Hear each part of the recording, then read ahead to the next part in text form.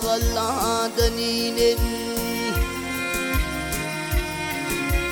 Hak tağalladan inen Alhamın ayetinin Oğuldur darağıtının Türkmenin fayetinin Ol getiregin elvendi Soğu dağ ayetinin Gerkez il rayetinin Peyvırdı payetinin Oğul paniğe berlin Bakı yetsin pırağı Bakı yetsin pırağı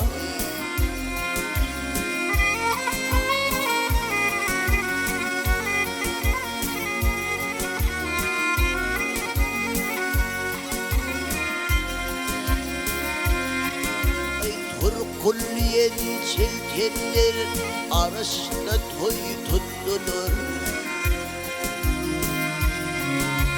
Geçesyenin gerçekler Kalbime nur kattılar Hengamların bakıyaş Tenine nur kattılar Hacatın kavuliyip Zemine uzattılar Zemin tılla yüzük olsa Kaşı sensin pırağı Kaşı sensin pırağı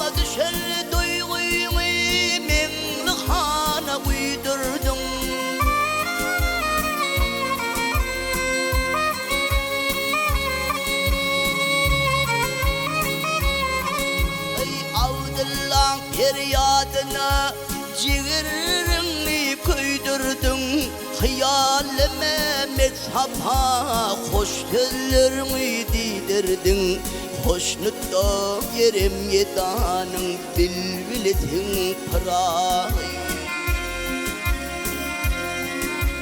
Rum kıpçıksın maçına sahip cemalı gözledin Bana sesini dinlep bağrın bozup bozudum Heder yetmen zulümdün söz türpüsün sözlüdün Bahr hazır ceyhunun arasını yağladın Lale getirmiş şüllerin Lalesisin pırağı Lalesisin pırağı Yemin tılla yüzük olsa Kaşı sensin pırağı Kaşı sensin pırağı